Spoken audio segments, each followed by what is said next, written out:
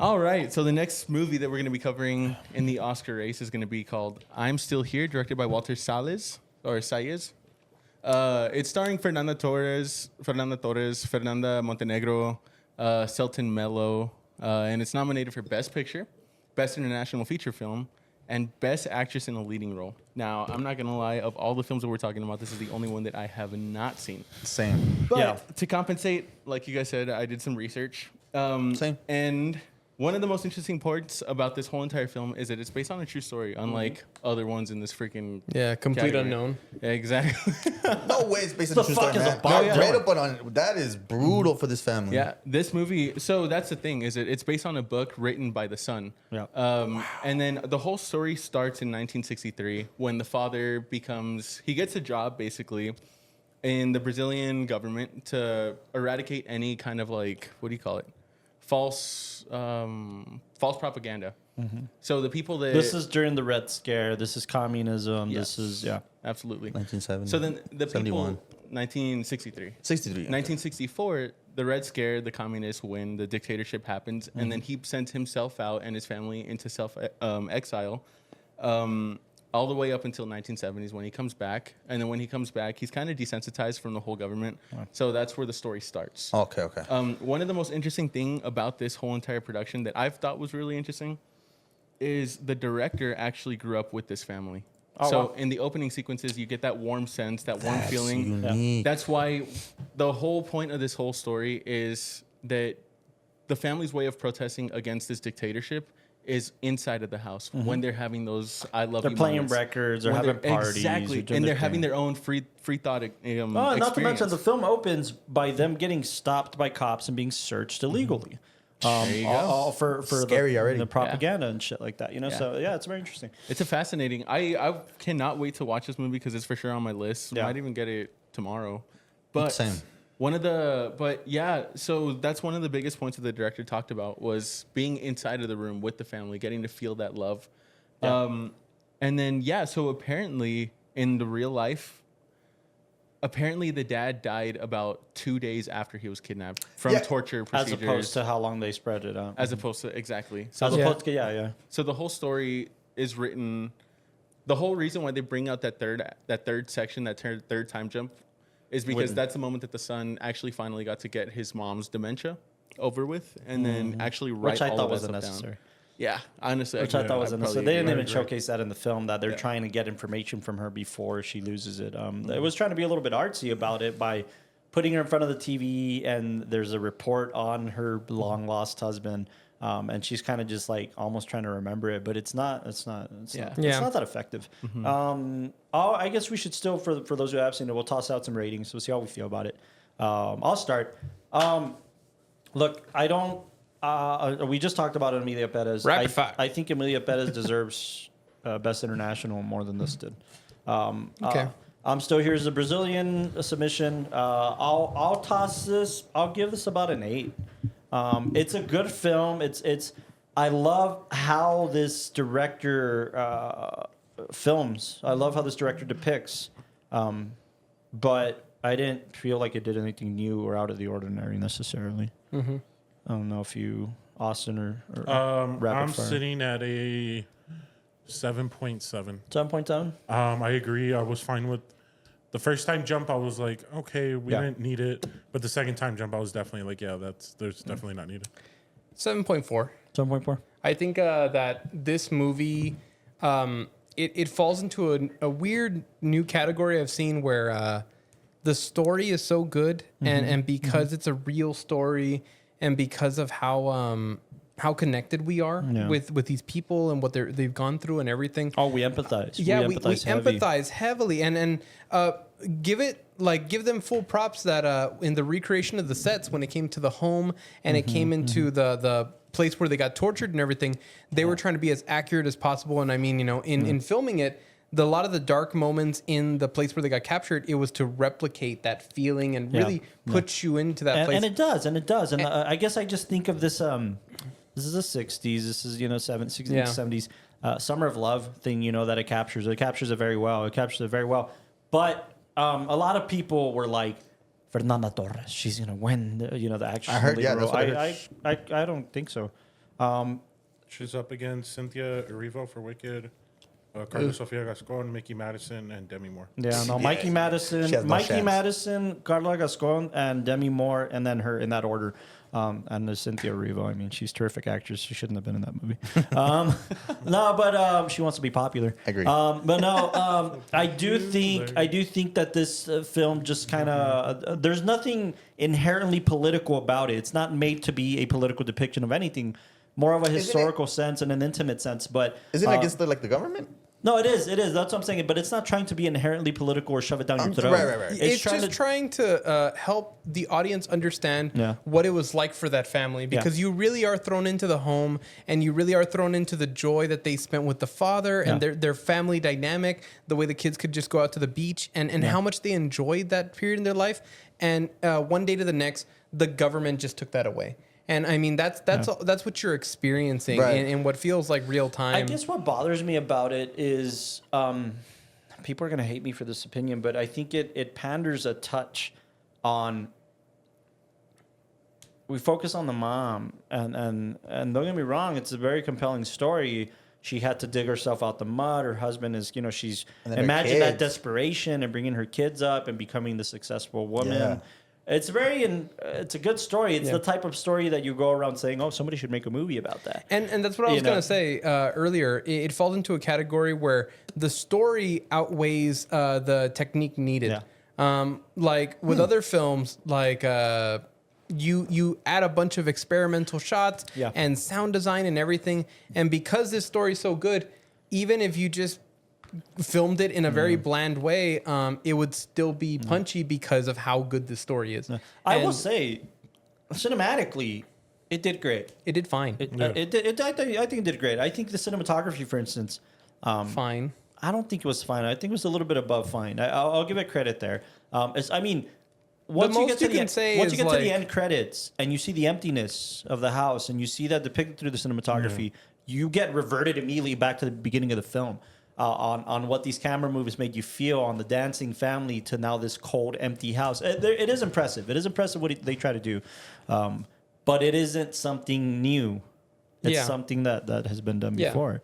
I feel like it was just the ability for, and this is where I'll give credit to the actress, the ability to bring you into this role or bring you into this world and feel her pain. And with me, when I went to go to the theater, I watched it with my mom, and with her, it was a really cool perspective because she just said, "Oh my God, trying to put yourself in her role as a mother of like 5 kids, and she's trying to be strong for all of them."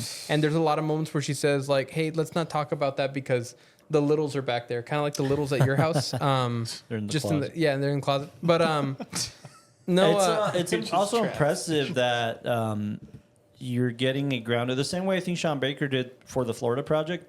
When we think of Brazil, we think this tropical wonderland, right? Or you think of like the favelas. The slums to an extent. Yeah, but you don't think of it as just like this a normal suburban home. Not at all. But I found that very interesting, especially when she tells the kids they got to move.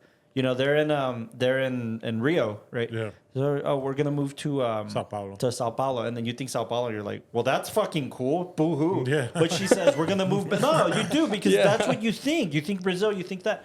But then she says we're moving back in with my parents. We're moving back in with your grandparents, and it's like, oh shit. Like she's going back there because it's rough, not because it's an escape. also, and that's cool. That's very humanizing. Also, a really beautiful cut that right after she mentions that, and the first time we see São Paulo, it's with her swimming in a pool.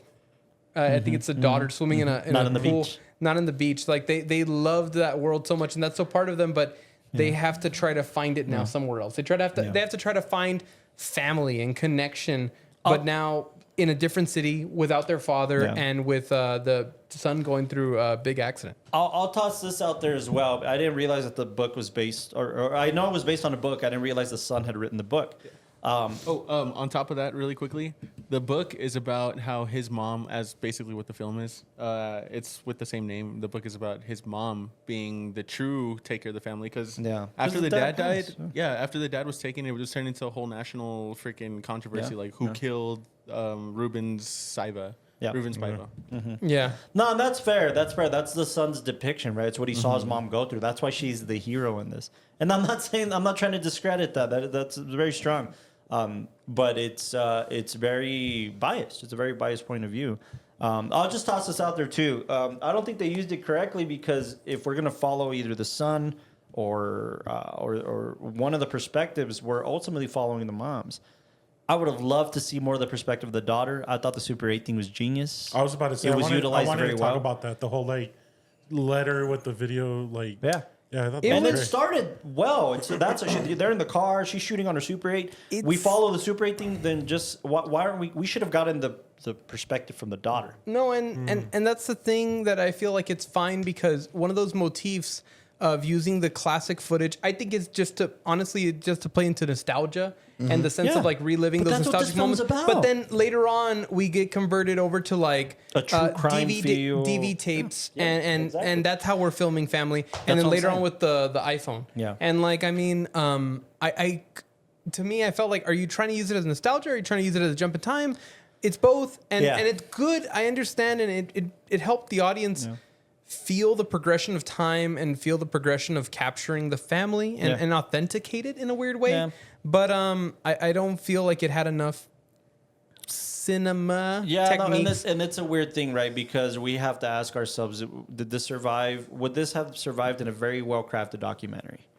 You know, and it probably would. it probably would have. But- it probably would have. For Fernanda Torres to take on this role and embody this lady who had an amazing career as a human rights activist in indigenous cultures, if I can remember that correctly.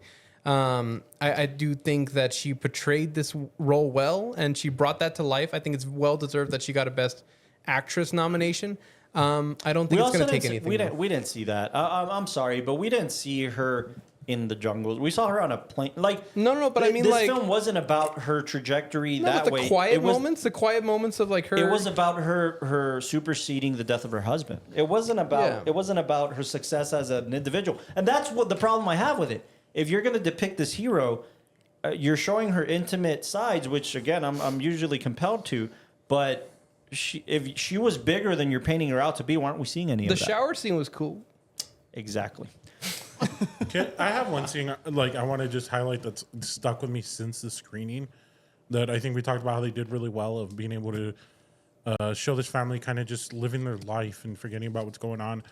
But the one scene that's kind of stuck with me since the screening was when they were on the beach, the day before the husband gets taken in. The picture. The picture, right? They take the picture, everybody's smiling and everything, and it cuts to Fernanda Torres, where she notices like a barricade of like army trucks Oh, right. passing by, and it was almost like that click of like Something's that's- coming. Like not just that, but it was also like, oh, that's right, life isn't all hunky dory. It was like a reminder of what's really going on in the background. Yeah. I don't know why, but that scene always That's kind of fair. That's fair. That's Like- what the whole movie I think has going for it is that you're always enjoying that warm feeling of family and your home domestic life, and With then the feeling, backdrop of war. yeah, with Yeah. the backdrop of the government just goes and takes it all away, and it's really interesting. It drives you in, but at the moment, I don't think it's going to win anything.